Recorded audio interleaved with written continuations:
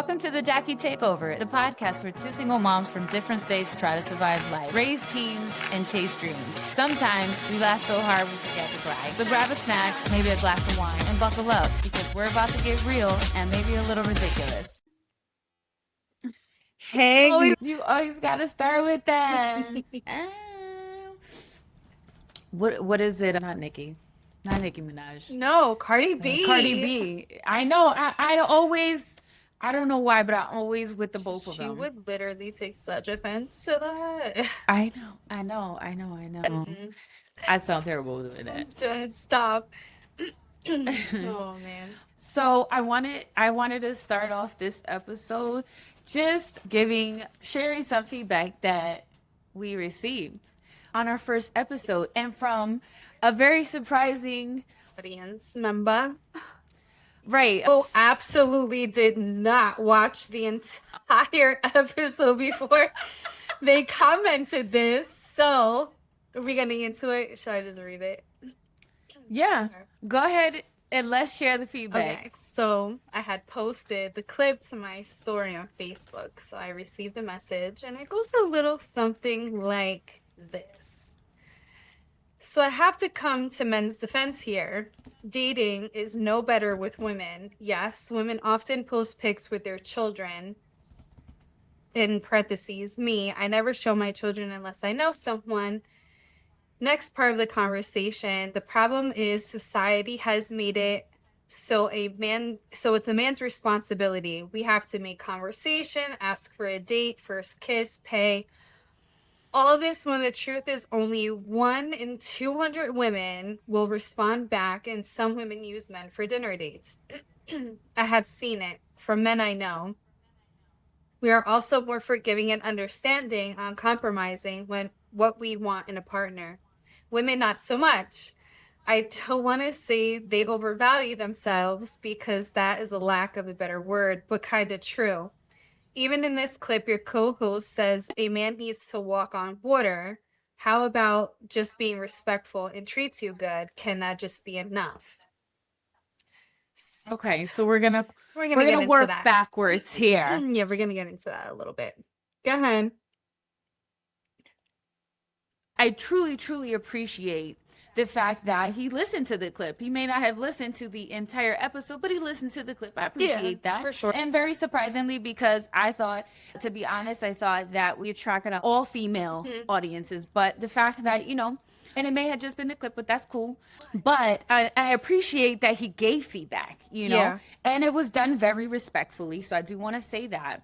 But I do want to address my comments about he got to walk on water. So my walk on water reference was not talking about Jesus, that I need him to be as perfect as Jesus because we know that Jesus was perfect, right? It was about Peter, because Peter walked on water. But Peter walked on water and had the ability to walk on water because of the level of faith that he had in Jesus when Jesus was standing there on the water and told him to come to him.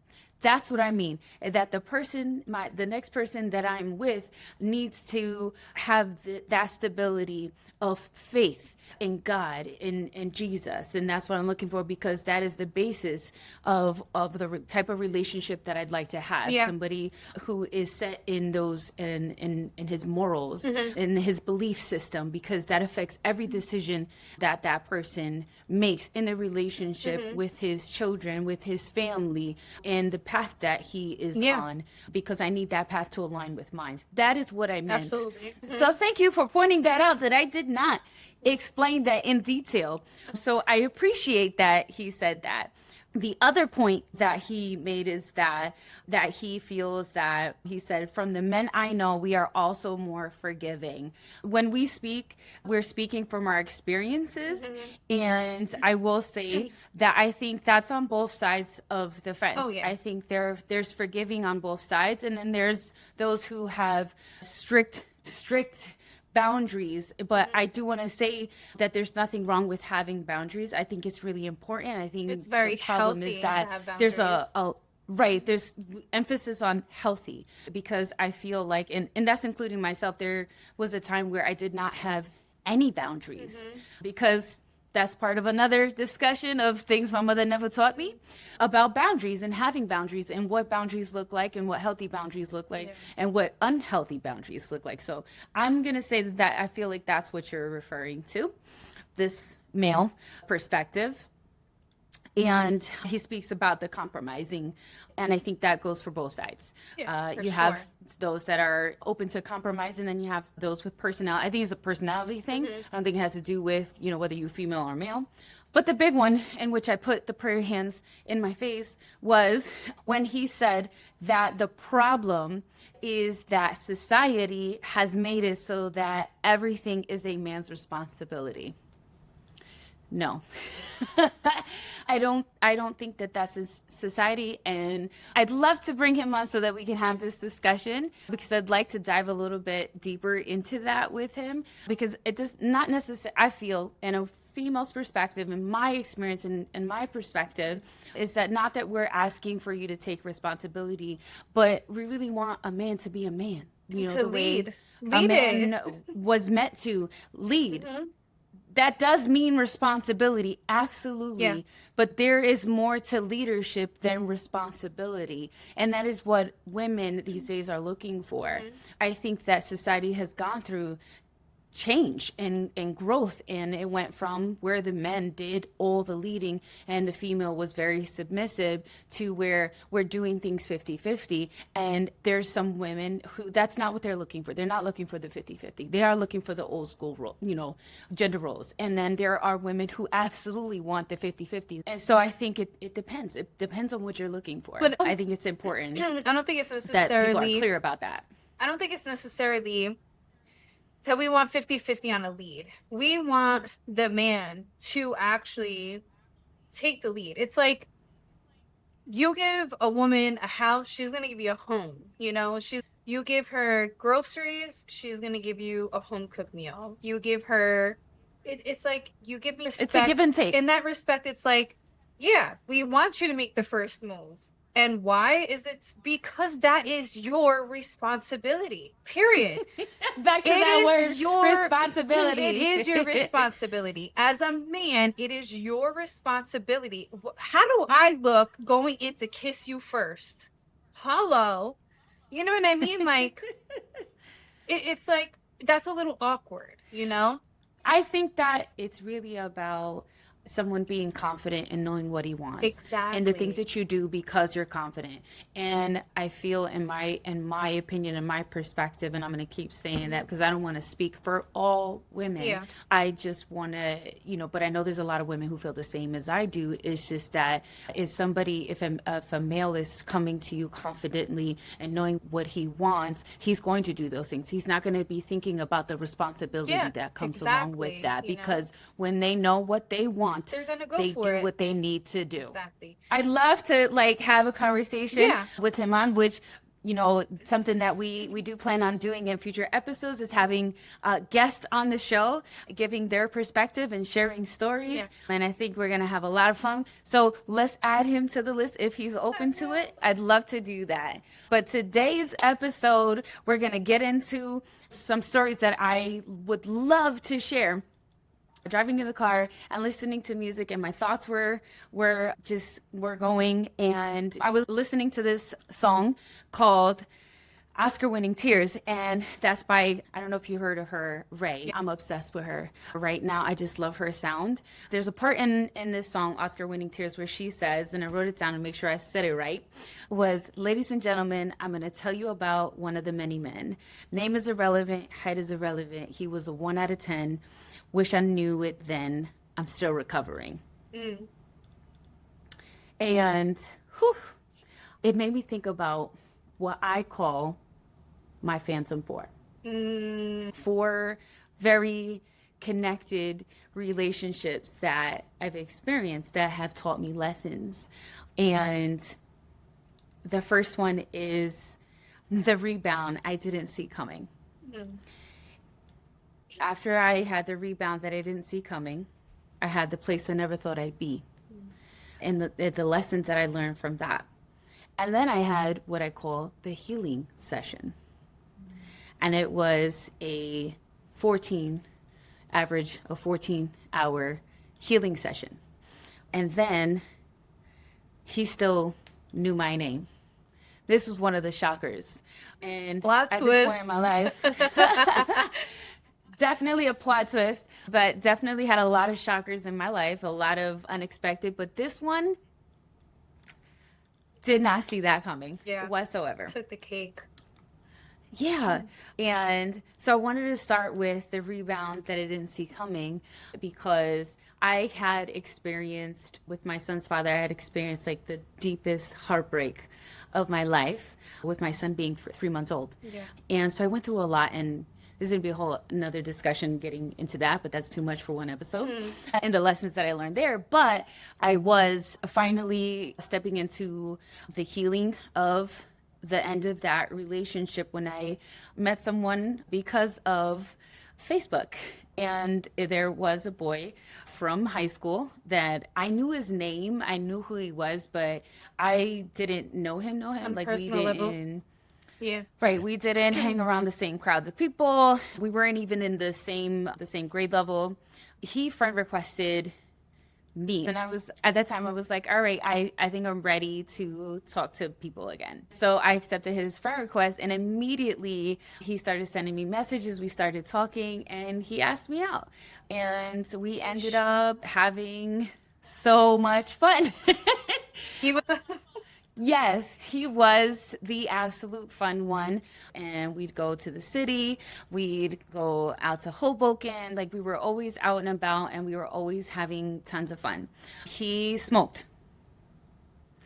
And I didn't have a problem with it because he never did it around me or my son or anything like that. But I was aware that he did. Yeah.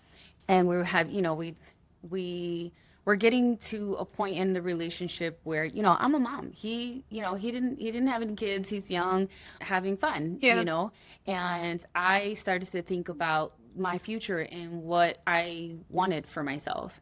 And one day he picked me up, and we were headed back to his place. And you know how Garfield does checkpoints on Route 46? Well, he had picked me up, opened the car, and immediately I could smell that he had been smoking in the car, like on his way to pick me up. But it was so strong, and I was upset about it. He had definitely just smoked. And I lived right off of 46. And so we had to get onto 46 to go back to his place. And this is where we run into a checkpoint. And the cops run from. No, they have it blocked all the way. There's no turning off. Can't do it. It's funny because here in Florida, I've never seen that. And the people that catch them, they did that. But yeah, so, obviously we pull up, and they make us roll down the windows, and the cop just leans his head in and smells. And it smells really strong. The cop starts laughing, and he's like, yo, yo, yo. And he's calling the other officers. He's like, you guys come over here and smell this. He's laughing, and I have like a dead straight face because I'm like, I'm going to kill him. And he better not have nothing in this car. They make us get out. They call over a female officer to pat me down. And she's threatening me that there's something in there. Are you going to take responsibility? I mean, all kind of stuff. And then they bring over a dog. The dog is barking like crazy. They're ripping the car apart looking for it. I am literally like in tears because I don't know if he had anything in there. I don't know if they were going to find.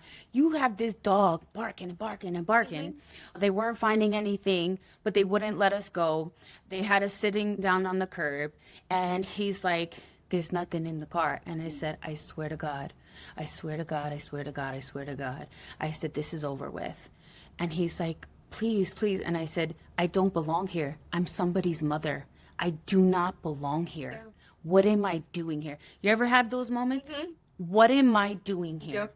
I do not belong here. I have those moments often. So finally, they did not find anything. And we get back in the car. I said, drive me home. He's like, you don't want it? Nope. Mm-hmm. Drive me back home. He drives me back home. And he's like, are you really? Yeah, this is done. Mm-hmm. He tried for a couple of months and I want nothing to do with him. Like, I cared for him. I had a great time with him, but absolutely not. And I call him a rebound because it was right after my son's father. But that made me realize that that's not somebody that I saw being an example to my son, to be a father figure to my son or anything like that. Yeah. That opened my eyes and it made me realize that happening was the best thing that could ever happen to me, because that was part of the reason that I was able to let go, to make the decision to move to Florida. Yeah. I knew that in order to have something different, I needed to do something different. And my sister at the time had moved to Florida, I think like two years prior to that. After that happened, the stuff with the job, and I was done dealing with the BS with my son's father, and I said, you know what? I'm gonna do it. And I did. Yeah. So that is the rebound I didn't see coming. It was just one of the most unlikely relationships. Once I came to Florida, I started working at a company, and one of the ladies that I made friends with, she was an older woman, and she was telling me about her son, the Marine. And she would tell me all about him, all the honorable things about him. And she just painted this beautiful picture. And I trusted it because, like, she's his mother, right? He didn't live in Florida. He lived in North Carolina, which I was like, how is that going to work? So I just took it as like, oh, somebody that I could talk to, you know, and she vouched for him, you know, so I felt comfortable in doing that. Yeah. Well, this Marine became the place I never thought I'd be. We talked back and forth for a couple of months. He traveled back and forth from North Carolina on weekends to see me. And it was like a fairy tale situation. Yeah. He was everything that I had dreamed about in a man. He was very strong, very attractive. He had been in the military since he was 18 years old, and he had just a few years left before retiring. And he had all these plans afterwards, and he was very stable. You know, he was a very much a take the lead type of man. And I had not met anybody like that. You know, he's a little older than me, and I was so attracted to that. And he was very respectful, very kind. He did have children from a previous relationship, and the way that they respected him and the way that they were around him, I, you know, felt like that's what I needed for my son, who didn't have a male figure in his life, and his father was very absent. And so it was like a fairy tale to me, and his family was very welcoming to me. His mother, I adored her and she adored me. And when he wasn't around, she would still look for me. We'd go out, we'd do things together. I was always, you know, always around his family. They were always looking for me. Everything was just picture perfect, which led me to make a decision that I will forever regret. But I decided to leave Florida and move to North Carolina with him. We wanted to be with each other. Yeah. And I, you know, here I am with taking leaps, right? Like Yeah. it didn't go bad the first time, so let me keep doing this, right? And I had all these people who were vouching for him, and it was his own safe. his family. I felt very safe, very comfortable, and so in love, or so I thought. And I I moved to North Carolina with this man. I get to North Carolina, and the biggest difference was I then was isolated because I knew absolutely no one in North Carolina. None of his family was in North Carolina. And within the first week that I was living there, I found out about several other women. And the way that I found this out was in the middle of the night, his phone was blowing up. And I was getting ready to wake him because I don't know if it was like an emergency or anything. But when I picked up his phone, I saw the name, and I didn't recognize the name. And he made me feel very comfortable and confident that I knew everybody in his life. And I didn't recognize the name. And I didn't answer it, but then text messages started popping up, and it was like ping, ping, ping, ping, ping. And I started reading some things, which then led me to look at other text messages. And there were about 7 other women. I wasn't just going to see one text message and be like, oh, who's this? No. No, I wanted to know the history. I wanted to know the history of the relationship with this person. I just didn't know that it was 7 other women. And I spent the entire night reading. I did not sleep. I read everything so that there was nothing that he could rebuttal. There was no lie he could tell because I knew about it all. There were several women that he met up with in the same day, hours apart. Yes, yes, yes. And, but here's the kicker. The most recent messages with all of them was telling them about me. That he was going to have to stop seeing them because the girl that he's been dating was moving in with him and he was going to get serious with me. So they didn't know about me prior to. They didn't know about each other, but he was announcing to them that this was going to end because she was coming. Wow. So part of me was like, okay, so we were a long distance relationship. He's telling them about me. You know, how do I feel about that? Like, I'm not, should I be like, okay, at least he was stopping it. No. And he's serious about me. This is me trying to reason because I Yeah. had just given up everything I started to build in Florida. What was I gonna do? Yeah. You know? Pack up and go The back. other right, but in the moment I was like, I just got here like the first week and all this that I had in my head about him Yeah. was a lie. A I literal had to lie. reconcile all of that. It was very overwhelming Yeah. to me. But even so seeing those sorry. messages, I continued to read it all, and this man was sleeping with all of them, and several times he was sleeping with multiple in the same day. Yes. And so by the morning, I'm shaking, one, because I didn't sleep, and because I continued reading. He didn't delete nothing. Nothing. Yeah, because he didn't I think saw that his you were- call logs. I lined that up with the text messages and the names and the everything. But there was one in particular that there was messages from the first day that I arrived there. She had been outside. She drove up to his house. Somehow he got her to leave. He was threatening her and telling her he would never see her again if she did not leave. Telling her that I was there. I was there and she needed to not make a scene and she needed to leave. If there was ever a chance between the two of them, she needed to leave. And she did. She left. But this is the one that he consistently every day talked to and would see. And I'm like, he was on the phone with me all the time. Even while he was at work, he would be on the phone with me. There were many nights that he was on the phone with me for hours and fell asleep. We fell asleep on the phone. Like, I'm like, when did this man? And what I didn't realize that I did afterwards was that he was constantly having me check in with him. But I saw it as he was trying to stay connected. But he began his control, his manipulation from the beginning. And I didn't realize it. No, because you take it as He in like, masked it. I easily was submissive, easily. So anyway, all this happens. He wakes up and he goes to give me a hug, and I said, "We need to talk. I read everything. We need to talk about this." And he was like, I know, but I ended it with you read it, I ended it. And I said, but these are multiple women. Like, how could you feel the way you said you felt about me and you were doing this? And he's like, that it was just sex. It was just sex. And I said, but you were telling these women things. I didn't care for what he said. I began to think about, what am I going to do? How do I get out of this? How did I get in this? How did this happen? He then began to go above and beyond. We moved from this house, beautiful apartment, like, to distract me, all these things. I don't trust him anymore. So we had zero trust, and I was suspicious of everything.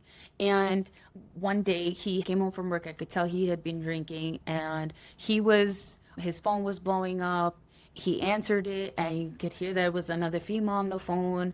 And I was like, what are you doing? How can you do this to me? You promised that you were done with all this. And he just started blatantly telling me, he was like, well, I've been seeing her and I don't care. He told me that he was going to go see her right now. And I said, no, you're not, no, you're not. You're not going to do that. You're not going to play in my face. Absolutely not. Go play in And traffic. he's like, yes, I am. Yes, I am. And I said, no, you're not. Don't worry. You go see her tomorrow. When I'm gone, because it was the nighttime. Like I said, you go see her, but he's like, and he's like, yes, I am. He's like, I'm gonna her, and then I'm gonna come home. And I said, no, you are not. And he's like, I pay the bills here. This is my house. I do whatever I want, all this stuff, this, right? Yeah. And so me being tough Jackie, I get in front of the door and I'm like, you're not leaving. You're not leaving. He swung at me so hard that he knocked me onto the ground. I have never been hit by a man. And never did I ever think that I would get hit by a man.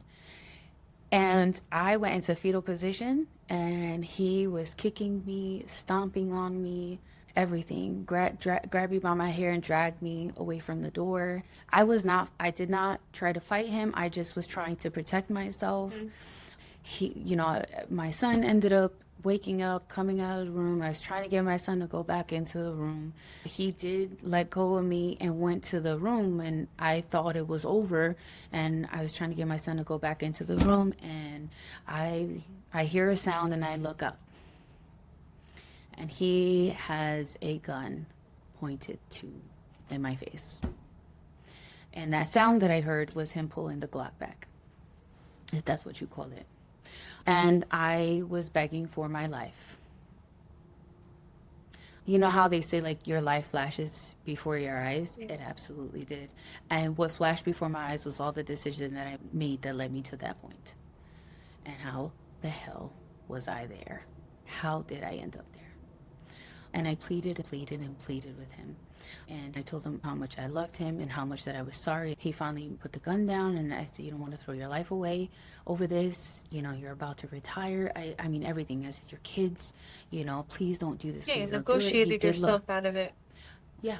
And he lowered the gun, and I told my son to go into the room, that everything was fine, and I told him to lock the door, because you could lock it from the inside.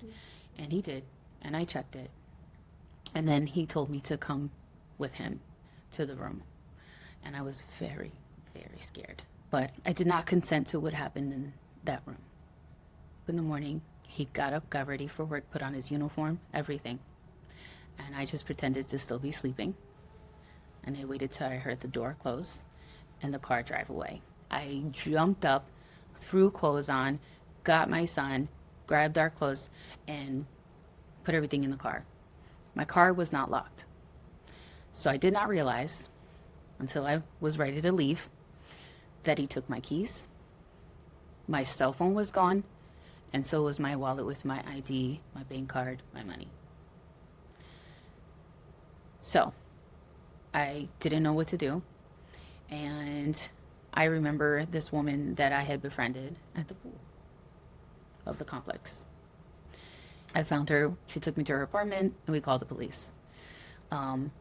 When the police came, I told them everything that happened. I did have markings on me, but we lived right outside of the base.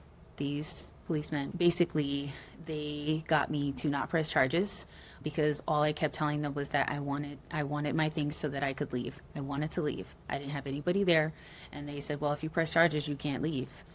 And I said, where would I go? And they said, you'd have to figure that out. They kept pushing me that I would not be able to leave, and that I would be ruining his life and his career.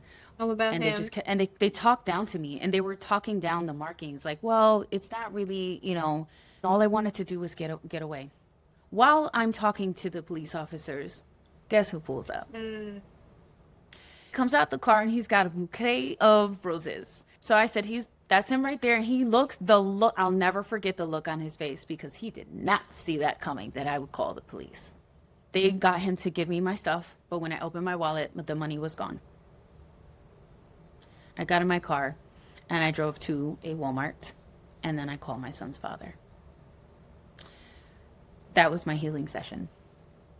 Because everything that I had gone through with my son's father was discussed during that ride. He stayed on the phone with me and talked to me the entire time that I drove. He sent me money to fill my gas tank the entire time and to feed us because we had nothing. And that conversation that we had allowed me to forgive him for a lot. Yeah. He apologized for so many things that I thought he would never acknowledge that he did to me, how he hurt me. He also explained why he hurt me. It was the deepest conversation he and I had ever had. He took responsibility. He felt that the things that had happened to me were his fault. It weren't. They're my choices, but that because of his decision to do what he did in our relationship, that I found myself there, that his son, witnessed that and suffered through that with me, that wouldn't have happened had he done the right things, so that was very healing for me. So that was my 12-hour healing session that I'll never forget. And then I ended up in Jersey again. I had no intention of staying there, but I did end up in Jersey, and I was trying to find work. And for some reason, nobody was calling me back. I was sending out resumes, and I was really frustrated. I was struggling, surviving off of the little bit of child support we were getting. Yeah. Girl, did I live on a negative balance. Every time I got a deposit in for child support, all it did was get me to a point where I can then go back in negative again. And it was like this vicious cycle, and I would cry all the time. And one day I just got up and I was like, I need to do something with myself. And I started jogging in Garrett Mountain. And this is, I'll talk a lot more about this when I talk about my reason for being a runner, why I'm a runner, and the therapy of it all. But I was in deep, deep depression, and I was staying with my sister. I would go running in Garrett Mountain. And I did that for a couple of weeks, and one of these weeks I was running and someone ran past me, and all I heard was Jacqueline Gonzalez, and I stopped. good for- I didn't know why that voice was so familiar, and I turn around and I see his face. This man was my first kiss in the 4th grade. We were best friends, but I crushed on him so hard. I was head over heels in love with this boy. 4th grade was the best. That summer, I ended up staying in Puerto Rico with my grandmother a little bit of 5th grade. So I'm all these months just fantasizing about him. And finally, I ended up going home. I would look for him everywhere. I just always fantasized about running into him, for years. And then, eventually I stopped. So to then see his face, we exchanged phone numbers. What are the odds, Yeah. And then quickly, They quickly faded. we met up a couple of times. We exchanged text messages. We started meeting up, jogging together. But sometimes fantasies should stay fantasies.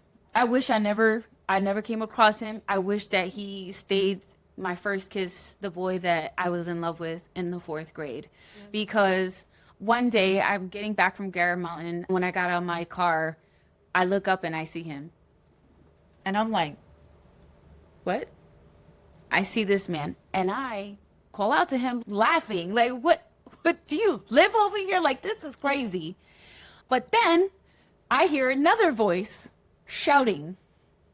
It is another female. Oh.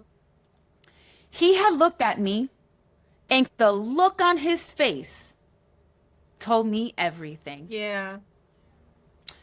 I walked away. Well, now I'm dreading running into him in my next run. I did run into him, and I was like, so you want to explain that? He told me how he had just gotten out of prison. He's sorry, but he can't mess that up with her because that's where he lives. So it totally ruined. And then it also ruined my running spot because I no longer wanted to run into him. So it totally destroyed that. I stopped going, stopped running. And yeah, that was the one that he still knew my name. I'll never forget the feeling I felt when he said my name, and I try to focus on that. Let's remember that and not the rest of the story. But yeah, that's my Phantom 4. So when I tell you the experiences that I've had, this drives my perspective, and I know that that's not all men. But the takeaway for me is I've learned so many lessons, and Yeah. I'm a different person for it. I wouldn't say like I'm jaded or anything like that. I just feel like going through those things, I'm more confident in what it is that I want. I'm more vocal in it. I'm not the naive girl. What I think love is totally different than what I thought prior to these experiences. Yeah. And that's just my Phantom 4. There's more in there, but I want to give you an opportunity to share about your Phantom 4. My motto is there's 4 things someone comes into your life for. It's either a season, a reason, a blessing, or a lesson. And that's really what it is. And I love that. trust me, I've had my fair share of those. But we're going to talk about that on the next episode because this one is long, baby. I'm sorry. I took over today's episode. It's okay. We're moving on to part Whew. 2. All right. See you there. All right, y'all. If you made it this far, congratulations. You officially survived another episode of the Jackie Takeover. Please collect your emotional support beverage at the exit. And listen, if we said anything to offend you today, journal about it. Then come back next week, because we're probably going to say something worse. Make sure you follow us, like us, DM us, and send us some snacks. Honestly, at this point, send us anything because we're running on vibes and iced coffee and maybe a Celsius or 2. This is the Jackie Takeover signing off, reminding you that life is messy, girlfriends are necessary, and if you see us in public, mind your business, but also say hi, okay? Bye. Bye.